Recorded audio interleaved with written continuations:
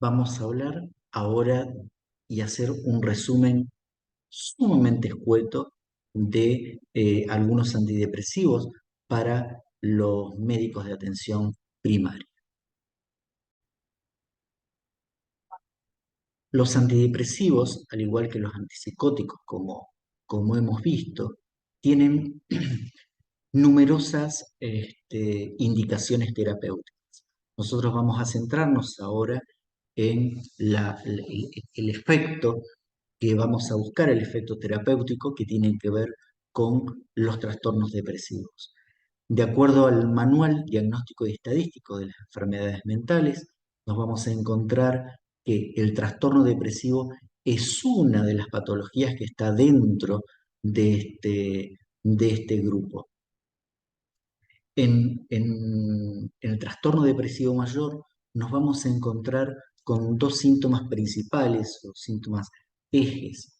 Uno que tiene que ver con el estado de ánimo depresivo, y otro que tiene que ver con la pérdida de interés o de placer o de anedonia. Uno está haciendo referencia a una cuestión más motora, mientras que la otra está haciendo referencia más a una cuestión de sensación, de sentimiento. Esto es importante, ¿por qué? Porque nos va a permitir elegir cuál es la molécula adecuada y a su vez poder detectar algunos elementos que pueden ser de riesgo. Tomando algunos conceptos del gran profesor Juan Carlos Goldar, nosotros podemos observar que la astenia principalmente está centrada en la parte dorsal del lóbulo frontal, mientras que la anedonia está referido más a la parte ventral. Es decir, nosotros podemos, según el doctor Goldar, podemos como eh, dividir al mundo en la construcción de objetos y en la valoración de esos objetos. La construcción del objeto se da precisamente en la parte más prefrontal. Es donde yo puedo determinar, bueno, yo sé que estos son anteojos, ¿sí? Perfecto. Ahora bien, la valoración, es decir, aquello que me permite significar por qué es importante el tema de los anteojos, se da en la parte ventral, ¿sí? Es decir, tenemos un mundo dorsal y un mundo ventral. Dorsal, si nosotros vemos, los estudios nos marcan que precisamente no tenemos esa voluntad, no tenemos esa acción, no tenemos ese impulso. Mientras que si lo que falla es la parte más ventral, nos vamos a encontrar que hay una cuestión más de sufrimiento. Hago las cosas pero no las disfruto. Esto implica que las vías van a ser diferentes, estas vías hormonales que tienen que ver más con la parte depresiva, con la parte motora, con la falta de voluntad, son vías serotoninérgicas. Acá nos vamos a encontrar con que el paciente puede mencionar que tiene algunas sensaciones de culpa, disgusto, algo de ansiedad, temor, hostilidad, irritabilidad, pérdida de iniciativa. Mientras que, por el contrario, si yo lo que veo es que está predominando una cuestión más del placer, más con el sufrimiento, pérdida de alegría, con una disminución en la autoconfianza, yo me puedo encontrar buscando a autores más clásicos, un cuadro más melancólico, ¿sí? Este, en este caso, el DSM no hace una diferenciación entre depresión y melancolía, pero desde el punto de vista clásico sí podemos hacerlo. Y nos vamos a encontrar que las vías que predominan son dopaminérgicas. De ahí que podemos encontrarnos con algún efecto antidepresivo, que en realidad debería ser un efecto antimelancólico por el uso de antipsicóticos. Sin embargo, este, nosotros estamos hablando antes de cuadros puros. En general lo que vamos a encontrar es que existen cuadros mixtos. Por lo tanto, no es raro poder hacer la combinación de fármacos serotoninérgicos y dopaminérgicos. Inicialmente, cuando nosotros estamos frente a un cuadro que todavía no se ha manifestado de una manera significativa, podemos encontrarnos que lo que predomina son las vías noradrenérgicas, con la sintomatología este, menos, con menos intensidad, pero las mismas que en los cuadros posteriores. La cuestión es la siguiente. ¿Yo dónde quiero actuar con un fármaco? Yo quiero resolver o actuar sobre las vías serotoninérgicas, sobre las dopaminérgicas o sobre la norepinefrina o sobre varias. Hay algunas otras cuestiones que uno tiene que tener en cuenta. Por un lado, las características del paciente. Si nosotros estamos frente a pacientes jóvenes en los cuales les preocupa el aumento de peso o la disfunción sexual, que es muy frecuente con el uso de estos fármacos, tenemos que evaluar muy bien qué alternativas les vamos a ofrecer. El terapeuta también influye. ¿Por qué? Porque dependiendo de su formación va a utilizar más moléculas con las cuales se puede sentir más cómodo, sea los IRS, uso de tricíclicos, etc. El ambiente es muy importante. ¿Por qué? Porque dependiendo de, por ejemplo, cómo es la familia, si los va a apoyar, no, si va a decir, no, no tomes nada, vos tenés que salir adelante por tus propios medios, vos tenés que poner voluntad y con eso vas a salir. Bueno, quien hace ese tipo de recomendaciones es porque no conoce de forma profunda de qué se trata la depresión y por supuesto de la relación que vamos a tener con nuestros pacientes. ¿Por qué? Porque como son tratamientos que van a llevar mucho tiempo, no solamente en sostener, sino para que empiece a actuar esta molécula, por lo menos de 3 a 4 semanas, entonces nosotros vamos a tener que trabajar muy bien el tiempo de espera. Esta es la clasificación que suelen tener la mayoría de las bibliografías. Nosotros vamos a hacer hincapié solamente en aquellas moléculas que más se utilizan o que el médico de atención primaria más va a utilizar. Dentro de los IMAO, actualmente no se utilizan por los efectos secundarios que tienen. Este, Uno de los principales tenían que ver con la intoxicación por tiramina, provocando efectos muy graves. El paciente tenía que tener una dieta sumamente estricta para no incorporar precisamente tiramina. Posteriormente fueron haciendo fármacos que puedan ser un poco más selectivos. ¿Esto qué implicaba? Que daba más seguridad a los pacientes, es decir, no se morían por intoxicación ni tampoco por sobredosis. Actualmente los IMAO se dejan para pacientes que son refractarios a otro tipo de tratamientos. En la actualidad nosotros disponemos de una molécula que es la seleginina, pero que se utiliza más en el mundo de la neurología. Posterior a los IMAO vinieron los tricíclicos. Los tricíclicos tienen un mecanismo de acción más bien dual, es decir, actúan sobre noradrenalina y sobre serotonina. ¿Cuáles son las indicaciones? Fíjense que son muy, muy variadas. No solamente se utilizan para cuadros afectivos, sino también para algunos otros cuadros, como puede ser el manejo del dolor, para algunos cuadros de ansiedad, etc. La farmacocinética es prácticamente similar en todos, en los cuales hay una administración oral, una metabolización hepática y una excreción urinaria. Tenemos que tener en cuenta, sí, los efectos adversos que son sumamente comunes. Este,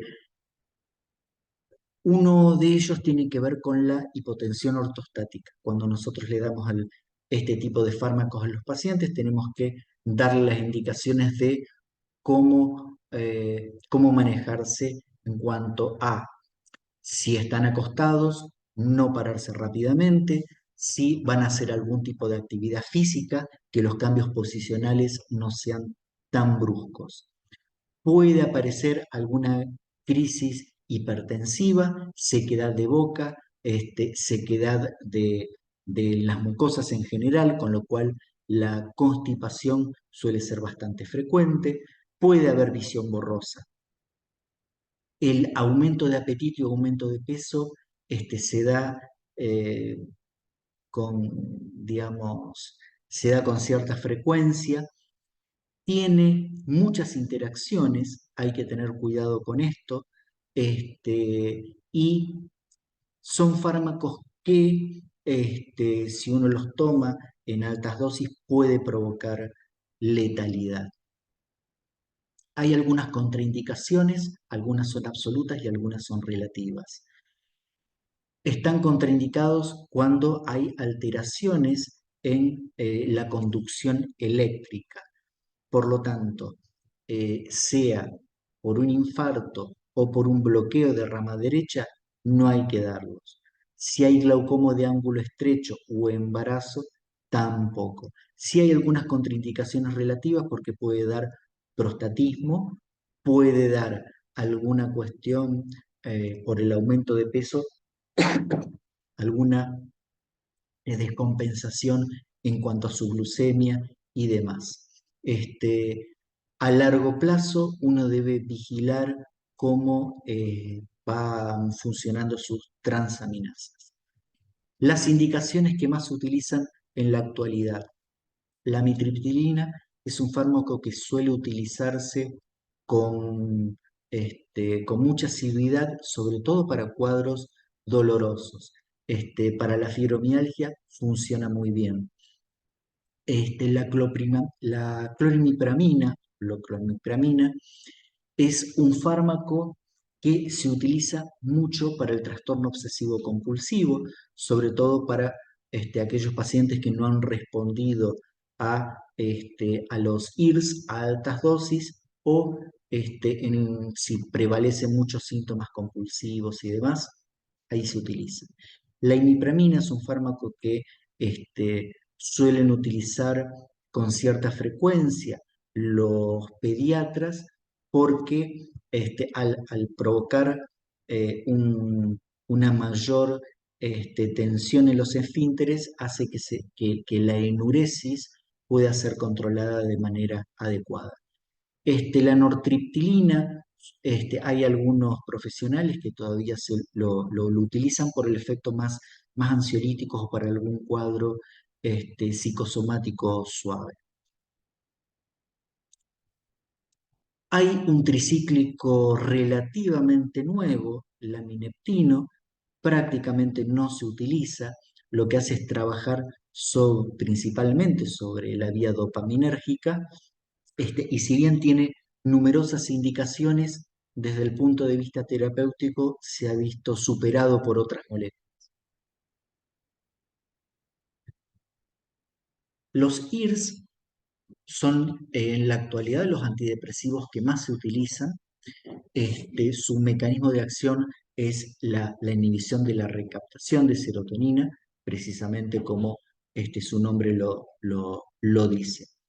Las indicaciones son no solamente para cuadros afectivos, sino también se utiliza para el trastorno obsesivo compulsivo, se puede utilizar para adicciones, se puede utilizar para cuadros ansiosos como el pánico, fobias, estrés postraumático, ansiedad generalizada, para algunos cuadros alimentarios, etcétera. O sea, son fármacos sumamente nobles, eh, en general bastante bien tolerados, la administración oral, la metabolización hepática, la excreción renal.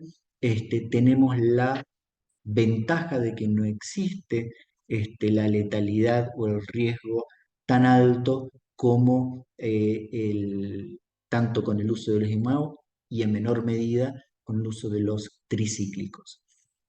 Hay algunos efectos secundarios que son comunes a los IRS.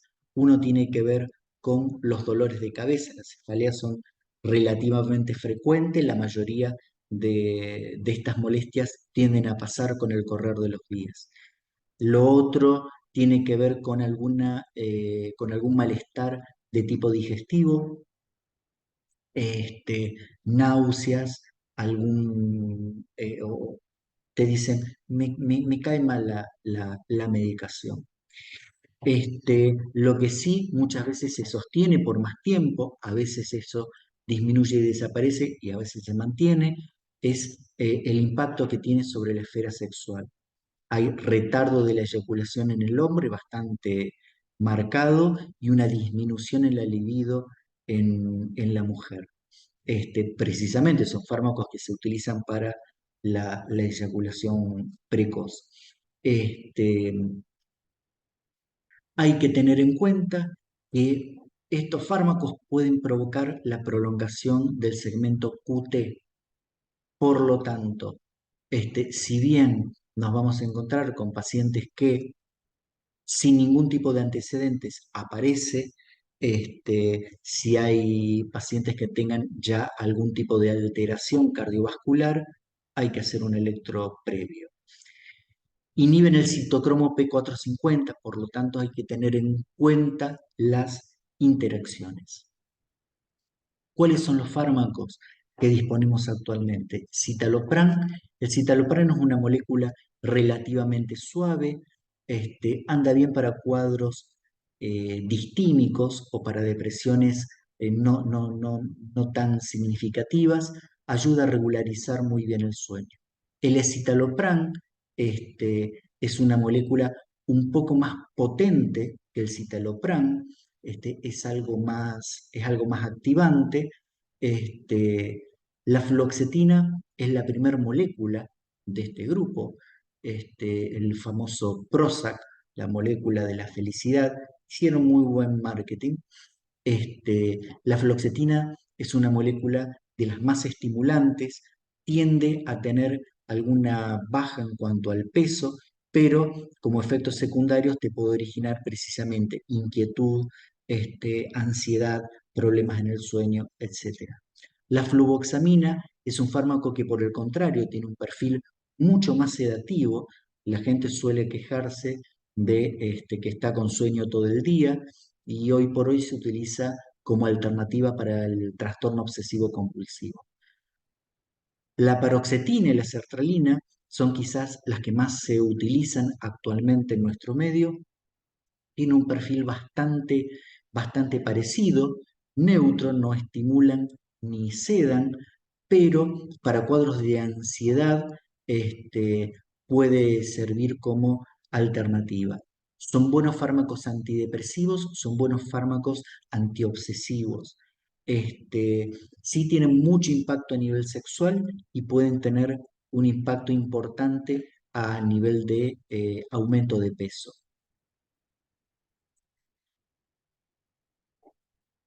Hay mecanismos hay fármacos que tienen un mecanismo de acción en el cual te inhiben parte de la serotonina. este, Se lo utiliza actualmente para cuadros que son un poquito más refractarios y es la vilazodona. La vilazodona es un fármaco relativamente nuevo. En general suele dar principalmente malestar digestivo, pero es interesante porque no tiene afectación a nivel sexual y el impacto en el peso es muchísimo menor que otros fármacos. La atomoxetina y la reboxetina son fármacos que actúan solamente sobre la noradrenalina.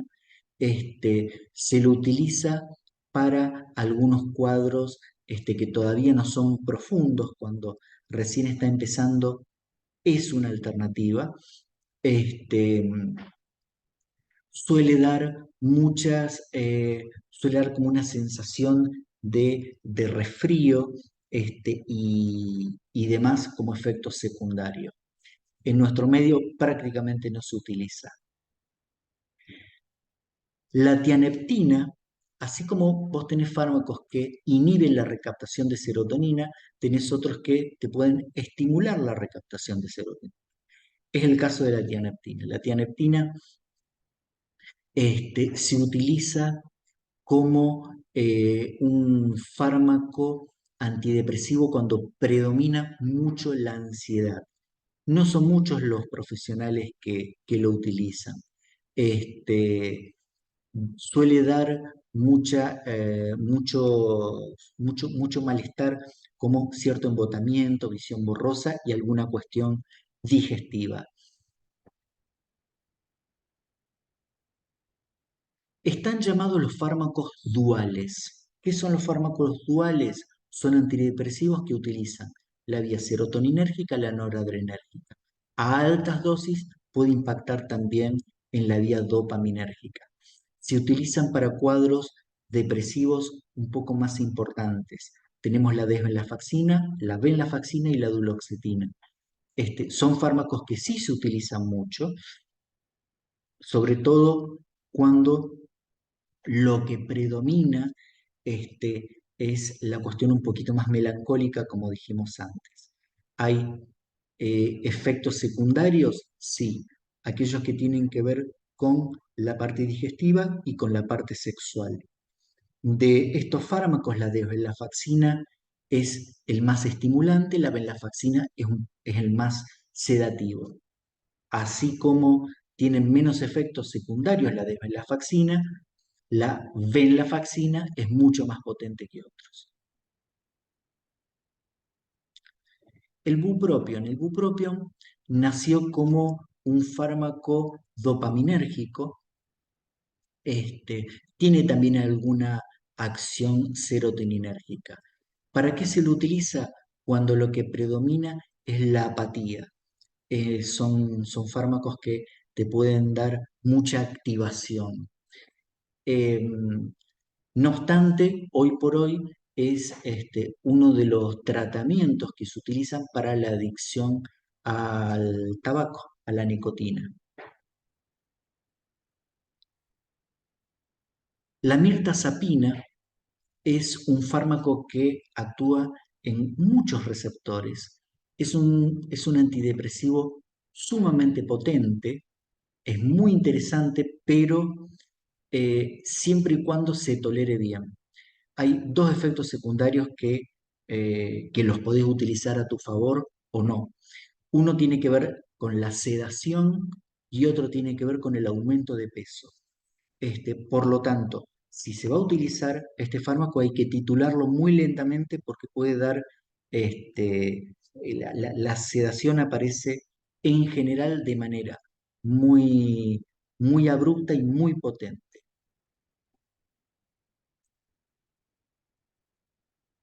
La mianserina es un fármaco que en nuestro medio también se utiliza muy poco.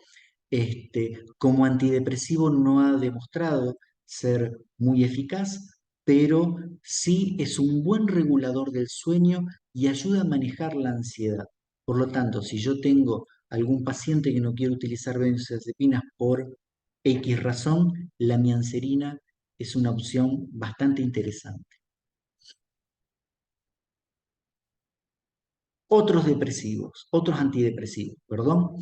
Es una molécula también relativamente nueva que es la vortioxetina. Por la cantidad de mecanismos de acción y demás diferentes que tiene, se dice que es un fármaco multimodal. Este fármaco multimodal tiene un perfil antidepresivo y ansiolítico. En general es muy bien tolerado, excepto cuando aparecen las náuseas, cuando aparecen realmente son sumamente intolerables y el paciente deja el tratamiento. Este, es un fármaco con un efecto antidepresivo bueno, aunque quizás no tan potente como, como los anteriores que hemos mencionado. Pero si uno busca tolerabilidad, es una alternativa. Se ha dicho que, y hay algunos estudios que te dicen que la administración crónica de antidepresivos puede provocar algún tipo de alteración cognitiva a largo plazo, cosa que no aparecería con esta molécula. Al contrario, una de una de las indicaciones tiene que ver que cuando el paciente tiene alteraciones cognitivas y está deprimido. Hay mecanismos de acción no convencional, como la agomelatina. La agomelatina es un fármaco que se diseñó pensando en que si los cuadros afectivos o las depresiones tenían alteraciones en el sueño, en los ritmos y demás, bueno, se utilizaban la vía eh, a través de la melatonina podían cambiar esos ritmos, ergo podían mejorar el estado de ánimo y su depresión. Lo que se vio es que en realidad mejoran muchísimo la calidad del sueño, aunque como antidepresivos solamente puros no han funcionado. Sí se puede utilizar como coadyuvante. ¿Qué es el síndrome de discontinuación?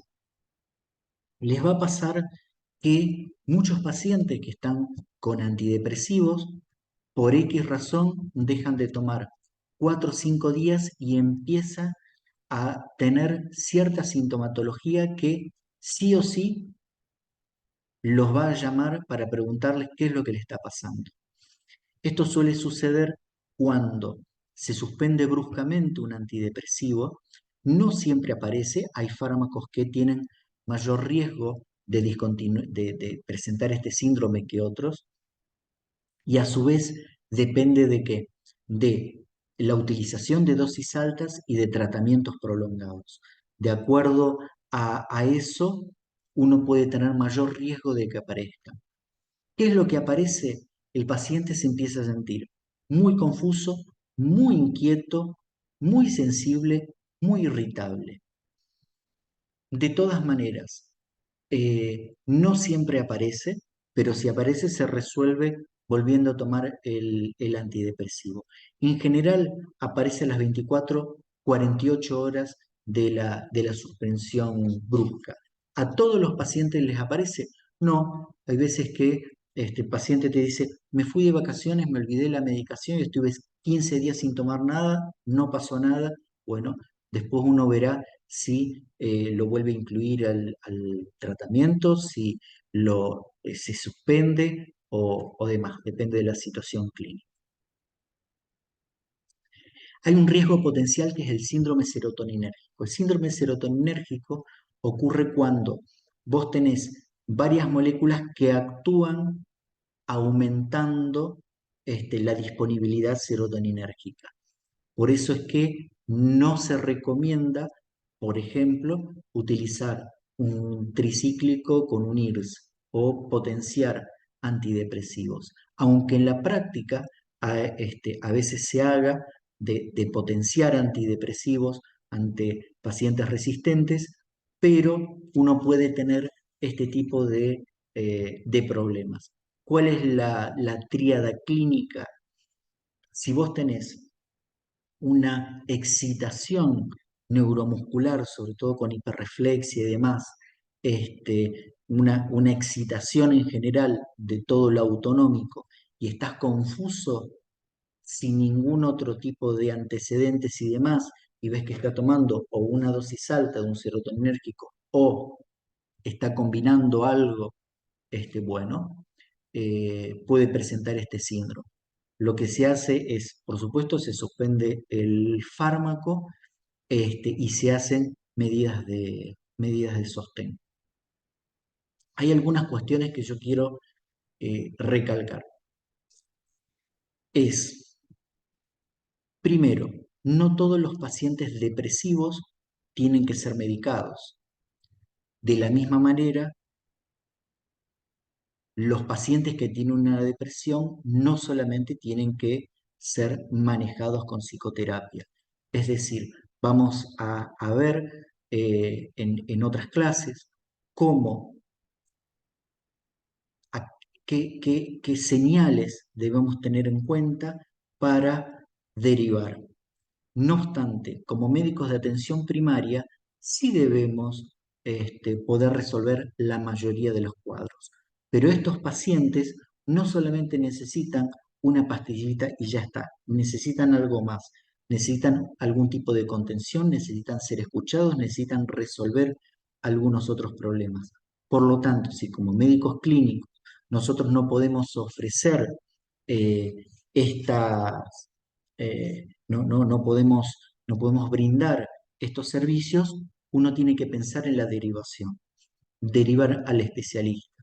No necesariamente van a perder un paciente por eso. Ustedes tienen que tener en cuenta que, al contrario, están valorando el cuidado de ese paciente y el paciente se los va a agradecer. De manera que no quieran resolver todo. Si ustedes observan que hay indicadores de riesgo o ven que no responde de manera adecuada a una molécula, directamente derivan. Este, por último, uno tiene que recordar el concepto de fármaco modulador. ¿Qué es esto?